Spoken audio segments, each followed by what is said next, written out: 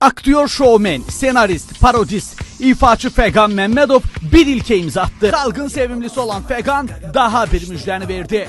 21 sentyabr ölkəmizin bir nömrəli sarayı Heydər Əliyev sarayında gülüş bombardımanı. Fəqan Məmmədovun təqdimatında stand-up show gəlir. Fəqan sevənlərinə üzünü tutub çağırış elədi. Heydər Əliyev adına sarayda sizləri stand-up konsert proqramına dəvət edirəm və bütün izləyicilərimə, bütün tamaşaçılarıma səslənirəm. Vallahi qırğın olacaq, qırğın. Elə bir mövzular var ki, balayıb gülməkdən ağlayacaqsınız toba.